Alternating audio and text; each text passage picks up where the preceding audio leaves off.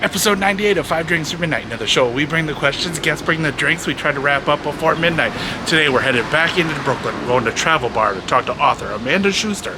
But before we do, like and subscribe, hit the bells, the whistles, you know what to do. Leave a comment if you like what we're doing. Let's get started.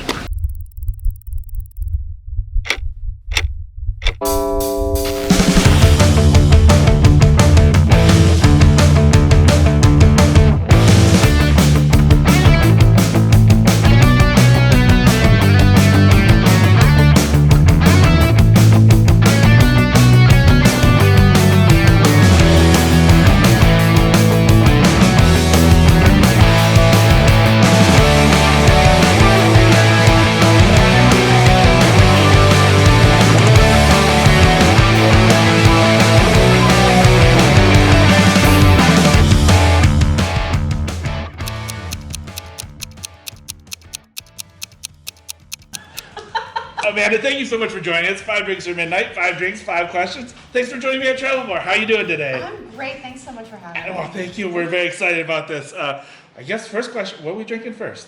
We are drinking a house martini, a Travel Bar house martini, which is made with Sip London Dry Gin and Giffard Pamplemousse liqueur. Oh, excellent. Should we eat? Excellent. Cheers. Cheers. Well, that's very nice. That's lovely. Oh, why? I mean, Mike's known for the whiskey selection, but Yep. why a martini? You know, here's the thing. Travel Bar is kind of a stealth bar, right? It's like it's known as a whiskey bar, but then he's got really good cocktails. He's got an incredible gin selection and rum selection and like some crazy stuff like that in the back, you know. So I just thought, you know, let's start with something refreshing. And I also just happen to love Sip gin, and I was really excited that he has a house martini made with that. So. Excellent. Well, I guess might as well just kick it off. The first question, always a little bit of an origin story, but how does somebody who started or studied medieval history end up a cocktail author? You know, there are moments I ask myself that very question. And it's kind of like living in New Orleans. This is what I tell people. You don't move there. You end up there. It just kind of happened. There was just this strange trajectory where I've never been one of those people who wakes up in the morning, 5, 6 years old, and they know what they're going to do for the rest of their life. And I've had to kind of like experiment with things and play around a bit. And I found out that I could write, and that was something that I incorporated into like my teenage life. But then, and I could play music, and then I stopped doing that. And I've always been writing. And man, I had to use a bit of history when I worked at the Time Incorporated Picture Collection when I was in my 20s. And I don't know, it just kind of, then I discovered wine, and the spirits thing happened while I was working at Astor Wine and Spirits, and I was introduced into the crazy cocktail world, and then, I don't know, one thing kind of led to another. Nice. So basically what you're saying is it was like just a drunk road trip, if you will, or yes, a drunk journey. Like, you know what? I love that. I'm going to use that. It's a drunk road trip. That is my career. Like I took one sip, and then next thing you know, it's like a Hunter S. Thompson kind of thing. Like you just went on a journey. You had one sip, and next thing you know, you're in bat country. So. And the sky was full of what looked like huge bats, all swooping and screeching and diving around the car. That's totally it. Yeah, all right. Yeah. That's awesome. Nailed it. Excellent. Thank you. Why medieval history? So that's funny. I've always had insomnia, and when I was 5 years old, I came down to the den where my parents were watching Masterpiece Theater, and there was this thing on Henry VIII. He's the king who had 6 wives and beheaded 2 of them. It's the best and the bloodiest royal soap opera of them all. And I was so horrified by the story of this man that I became absolutely obsessed. Okay. I really, like, even as a 5-year-old, I was like, how could somebody that awful become so powerful? I mean, now we're living it. But, but at the time, and it just became one of those things. I needed to find out everything about this monarch and its history and along the way. Again, another drunk road trip. There we go. Except that I was a toddler. But but it was just wanting to find out more about this really strange history of the world, and that just kind of became my milieu for a long time, and I stuck with it. Awesome. Yeah.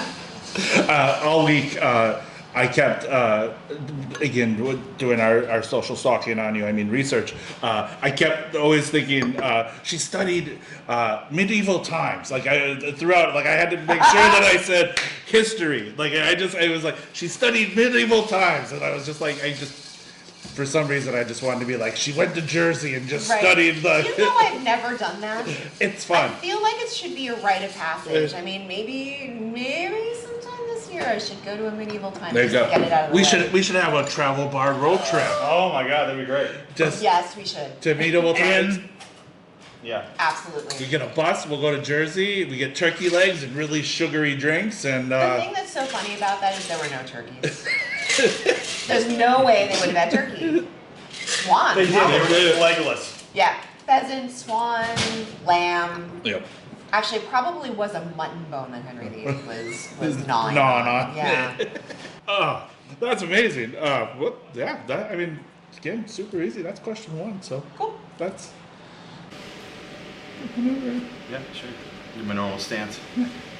Hey, this is Mike down at Travel Bar, and I'd like to welcome you into a neighborhood bar with a whiskey problem. Over 500 whiskeys. The sign says 400, but I can't keep getting new signs. And now back to the questions. Perfect.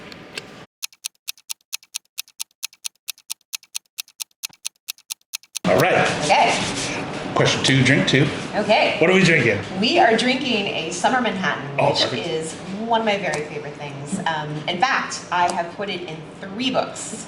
So it was in New York Cocktails, it was in Drink Like a Local, it's in the upcoming Signature Cocktails that's coming out in October. And the reason I just keep going back to this drink is it's so brilliant. And there are all these people who say you can't have a Manhattan in summertime. It's just too heavy, it's too much. And Mike has proven that it can absolutely be a refreshing summery drink and still stay within the Manhattan paradigm. So it's Old Overholt 86, Duvernay Rouge, and just some orange bitters. Nice. And it works. It works. Cheers. Cheers. That's a beauty. That is a damn good one. Well, this is amazing. This is a complete serendipitous moment because, again, you don't know the questions I'm going to ask. So, question 2, you're an author of 2 books, soon to be 3. Yep. Can you tell us a little bit about the process that you go into when you start writing a book, or from start to finish, going in, like you said, we have the new one, which is Spirited Cocktails coming out in October. No, Signature Cocktails. Sorry. Yeah. Signature coming out in October. Yeah. Pre-order on Amazon. And then, because that's how I found it. Can you tell us a little bit about, because again, you have 2 books out, Drink Like a Local and New York Cocktails. Can you tell us a little bit about your process on going into writing a book? I've actually been commissioned for all 3 books. Okay. The first one came as a complete surprise. January of 2017. Hey, actually December of 2016. Hey, do you want to write this book? Sure, that sounds amazing. It feels like my career has led up into this point. Great. We need it by March 8th. Remember the date I told you? And by the time that the contract was signed and things got going, I had 6 weeks to write this book. And, so my process was, okay, call everybody, tell them I'm actually not coming to the bar. I know you guys, just give me the cocktail recipes and the stories, and I'm going to write this whole thing up and do it from home. I did go to a few places, obviously, and I went after, but it was really about just kind of pulling together all of my resources. And at the time, I was running Alcohol Professor, and I had a social media job, and I still had to do those jobs and write the book. So, and people were like, oh, you must have been drinking cocktails all the time. No, I was up all night. Just writing. I would get done with the day for work and then be like, yeah, okay, I've got 6 more hours of work. Let's go. But what I've been lucky with in terms of my process, and for Drink Like a Local had a stranger process than that one, in that it had a tight deadline, not as tight, but then, hey, it was supposed to be done in April of 2020. Mother Nature had other plans. Yeah. The world. The whole world had other plans. Yeah. So, the way I approach it, first of all, is what's the thing that I feel like writing today? Okay. What can I get done? And what I'm lucky about is writer's block can never come into the equation with these books, because I know where I'm going. It's already mapped out. I know what I have to write. It's about what am I in the mood for today? Like with Signature Cocktails, I had 200 cocktails that I had to write essays for. So they're 300-word essays plus the recipe. Wow. Okay. And all around the world, not just New York City this time. And so, it'd be a very, very cold day in February. I'm like, I want to go to the tropics today. Let's do. I need to warm myself up, at least from the inside. Exactly. And I try to make it too where if I know that I have a finite amount of time left, if we're getting close to the deadline, I want to make sure that it's not going to be the hardest thing I have to write. Let's also try to get the hardest thing out of the way. If there's a day where I know my brain is kind of clear and I can pound this out, let's go and do that, so that I leave the easy things for the tough days, maybe a day where it's like there was a night, or just I know it's going to be a busy day or whatever it is. And so, yeah. And that's kind of how I've had to do it. I mean, I'm lucky in that way, and that every single book I've written has had that, road that I know where the road is going. There's nothing amorphous about it. There's nothing that I have to like, oh man, I don't know what to do. I know what I have to do. It's a question of getting there. Okay. Yeah. Not looking for names or anything, but has there ever been like a bar or a bartender that said, no, I don't want you to write about the local or like my bar or Yes. like a cocktail? Yes, there were 2. Okay. They're both gone. Okay. Like dead, or like you killed them? So one of them, sadly, and I'm actually really sad about this. I was always sad about this. When Chumley's reopened and reinvented itself. I mean, my joke about the whole thing was that, Chumley's was always, that's where the phrase 86 comes from. And it because of its address, and it was always a place that was accessible. Okay. Even though it was a speakeasy, and it really was a speakeasy. When people say, "Oh, we're opening a speakeasy Sure. style," that was a speakeasy. It was a refuge. It was a place where people went to get a drink when they couldn't, Okay. when they weren't allowed. Right. And for it to become, and it was a place where a lot of bohemians went. It was a place that was known for hosting a lot of authors. In fact, when I went there in the old days, Salman Rushdie, at the height of his fatwa, was one of the regulars. And I actually had had a couple of beers with him. Nice. It was really cool. That's amazing. It's really cool. And so when it reopened and it became this like glitzy, my joke was that, the only author who could afford a drink there was J.K. Rowling. I mean, it was just like, $30 drinks Sure. and $40 hamburgers and all the things that made it Chumley's were gone. But I still felt it was important for the history of New York cocktails to include that bar, and they were like impossible. They were just like, no. And I was like, you do know that this is like a snapshot of what's happening right now. No, all right. And the other one was Nomad. Oh, really? Okay. Nomad declined, and I think that was because they were going to be coming out with a book that didn't come out. Okay. For whatever reason. Sure. So they didn't want to have a competing title. Gotcha. I think that was the only reason, because I know those guys, and I know, and I feel, there was no lost love there. It's just one of those things. Okay. Yeah. Well, awesome. Yeah. Again, very excited for October to come up. Well, Me too. I mean, we did the book signing here. Yeah. Will we Thank be you so doing much for your another? support. No, will we be doing a? I mean, not we. I mean, Mike did a book signing here for you. Yeah, but Will you we? bought a lot of books. Yeah, will there be another book signing at Travel Bar in I think October? there should be. I think there should be. Mike. Yep. Yeah, this time I have a publisher who's paying for the books. There we go. There we go. Well, there we go. Question 2. That's damn. This is damn We good. have to finish this. Yes. Cheers. Cheers. We-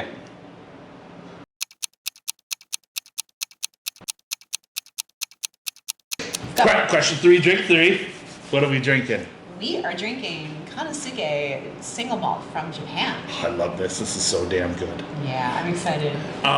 So, just out of curiosity, I know you requested a rocks glass versus a did. Glencairn. Why? I think it's a better way to drink whiskey. Okay. I think you can get more of the olfactory experience from having it in a rocks glass. Okay. You know, and also I won't be wearing it later. There we go. Cheers. Perfect. Cheers. Yeah. Yeah, it's just. Isn't it lovely? What a gorgeous whiskey. Oh, when Mike had the tasting here for this, I was just, I was devastated that I couldn't come in. It was doing something really fun. I had a great excuse, and I'm really sorry that I missed it. yeah, this just, well, you'll get it Monday. So there you go. Yeah, there you go. But yeah, this is just, it's an amazing. I know. It's just, it keeps going. Like the flavor is just, it's just there. I mean, Yeah. there's so much going on. There's spice and florality and tropical fruit and Oh, it's really nice. all the fun things. And I just did the thing that I hate that people do. I hate it when people lead a tasting. When they say, this is what you're tasting, I'm like, can I decide that? So I just did that. I apologize. We've tasted this before. So Yeah. you've had it, I've had it, so it's totally fine. Like, again, I didn't take it as leading, it just, yeah. But no, I do, I hate that, like, where, like, you don't even, like, they sit first, and then they're like, you taste the vanilla and the brown sugar and creme brulee, and there's a hint of dirt with berry. And then you're like, what? What? Like, I haven't even tasted this yet, and right now, like, what you're describing is not, like, I don't want dirt. Like, And now that's going to inform everything, yeah. Now I don't know if I want to taste this. It's got dirt. I had a really funny tasting actually with years ago in Kentucky. And he was like, some people say there's banana in this. And I'm like, I don't want banana in this. And I just was blessing him. But do you ever, and again, not question 3, but have you ever had somebody, like, say, like, it's got something in Yes. it, and then that's all, like, from now, like, the rest of the Yes, time? because that completely informs my palate, Yeah. and I can't stand that. Yeah, that I don't want that. That was me. Now Jameson for me. I've never tasted banana in it before, Oh. and now, and again, it's JMO, which is fine. But now all I taste is when I drink JMO is bananas. So that's really interesting. I know why they say that, and it's a specific part of the banana. It's Yeah. the peel. Yeah. It's not banana tropic. And what I taste is pencil lead, Okay. which is actually the same thing, if you think about it. Like banana peel and pencil lead. No, just blew your mind. No, you did. I'm like, holy shit. I was like, how does she know what pencil lead tastes like? You smell Yeah. No, sense. You've been 6. Yeah. I ate a pencil or two. I went to art school, of course. Yes. You know what that is? No, but or even just the metallic part near the eraser. Yeah. Not that you've licked it, but just like, you know, Who you've hasn't? smelled it a million times in your life. Oh yeah. You know, and that's what that is. Yeah. It's that same sensory experience. Yeah, fresh rubber and pink eraser smell. That Yeah. is. That's what's in Jameson, Yeah. which is not a bad thing. No, that's Why would you again. pick it? Yeah, exactly. I'm not saying that the banana in JMO is bad. It's just like now, no matter now, ever since one drink that it's had he said brought out the banana. Yep. That's all I fucking taste. Yep. But all right. So question 3. We've had 3 drinks already, so we call this the talking shit segment. So again, we're gonna talk a little shit. Not really, but so again, you have a book called Drinking Like a Local. Yes.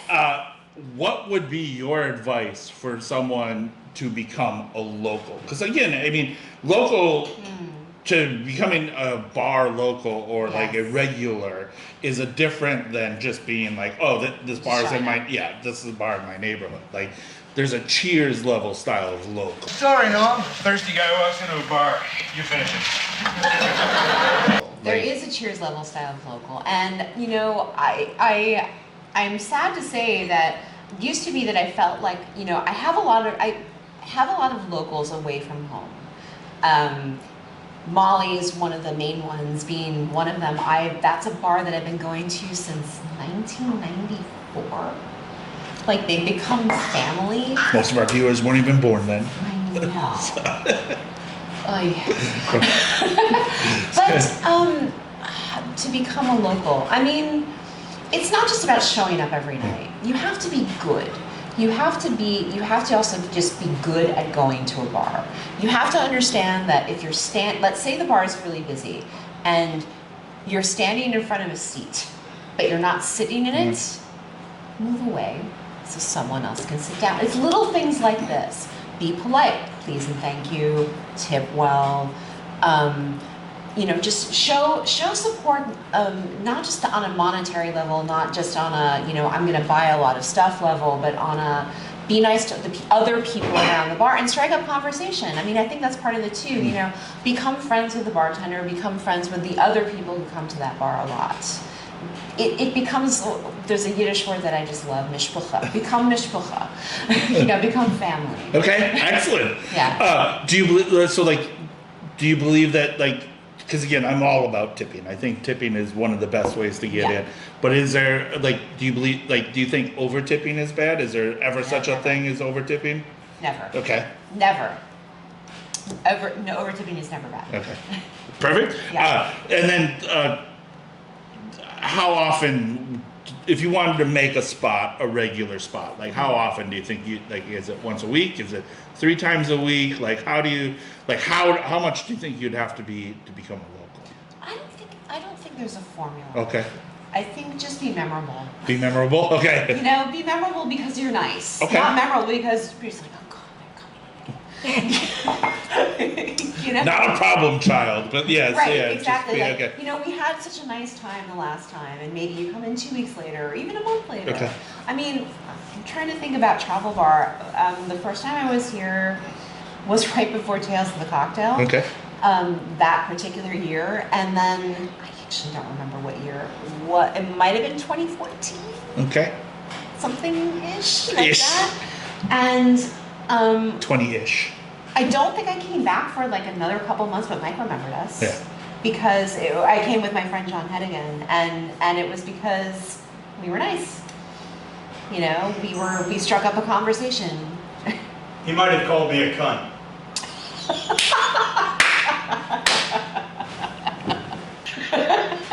Well, that is one beautiful It really is. pour of Japanese whiskey. So. Which we're gonna finish. Yeah. Cheers.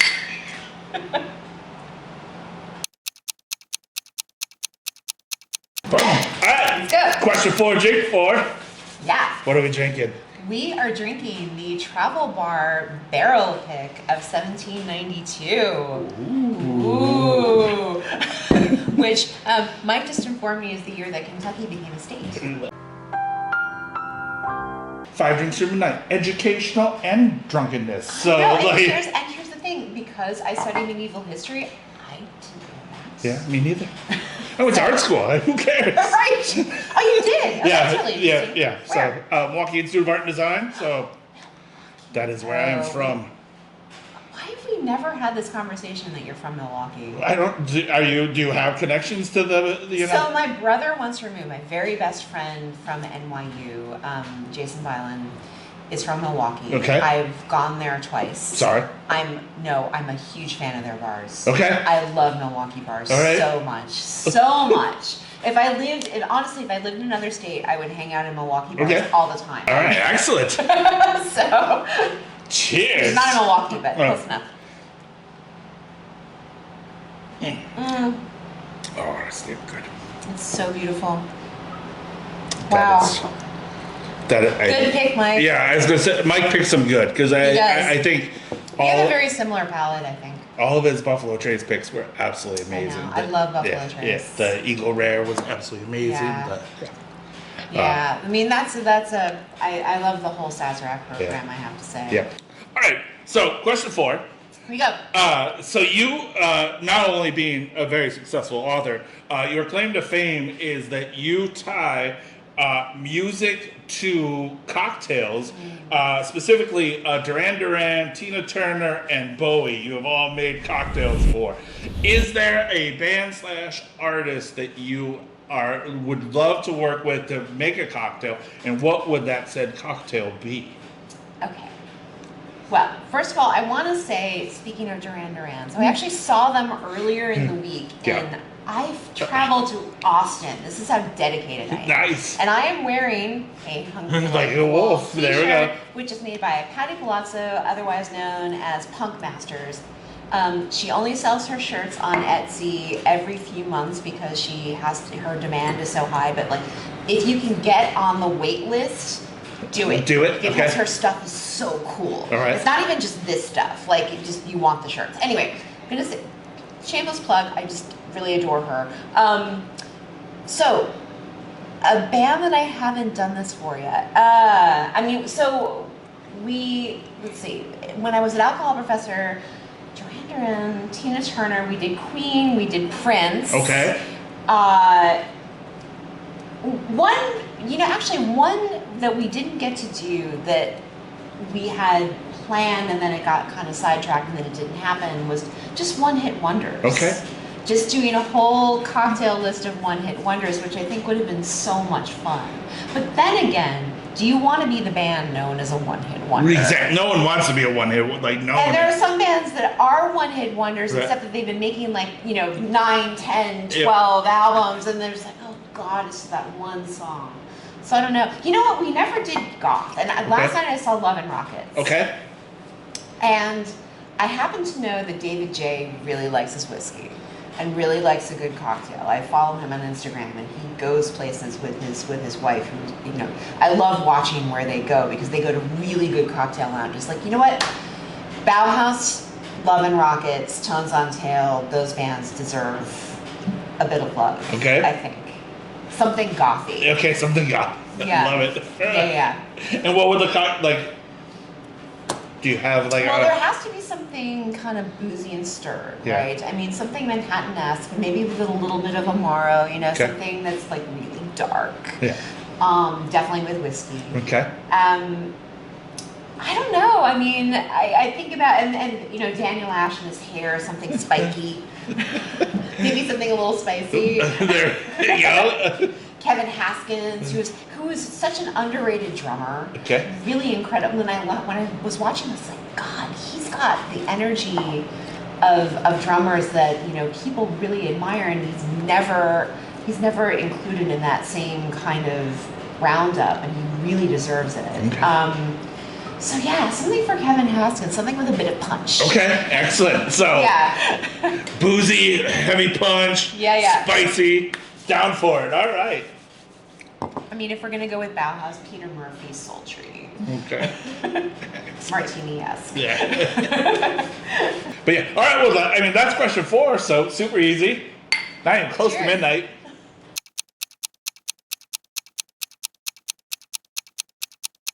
All right. Question 5. Drink 5. Woo! Last drink of the night. Yes. Not really, because again, it's only like 3 o'clock in the afternoon, so we're good. And we're But a travel bar. yeah. What are we drinking? We are drinking Single Cask Nation, which is a source whiskey, which is never a bad thing. Everybody stop thinking that's a bad thing. It's about picking barrels. It's about tasting something. It's about deciding that something has some nuance and some integrity. And this is a Blair Atoll 10-year Okay. that our dear friend Joshua Hatton picked out with the Whiskey Cherub. Love him. And I'm so excited to have this. Excellent. Cheers. Yeah. Something bold to end the session with. Right? That's Right? That's damn good. Got some depth. Yeah. I've definitely become like Marion Ravenwood from Raiders of the Lost Ark.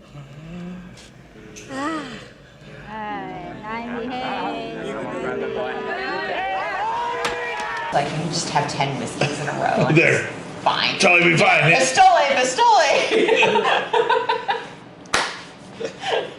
Nice throwback. Well, all right. Well, question 5 comes out of the Whiskey Wednesday coin. You can flip it, you can spin it, you can do whatever you want. Ooh. So we have your coin for you. But question 5: is Brooklyn the best bureau to drink in? You know what? I don't know enough about the outer spaces in this, and so. Fuck yeah! All right. Hey. That's 5 drinks down, 5 questions answered. Amanda, thank you so much for joining us at Travel Bar today. Thanks for having me. Until we can drink again Please. next Monday. All But right. yeah, till Monday. Actually, will be. Yeah. Till Monday when we drink again. But here's for you. Thank you so much for doing the show. We really appreciate it. And again, October, new book. New book. Cheers. Cheers. Bum, bum, bum, bum, bum, bum, bum, bum, bum, bum, bum.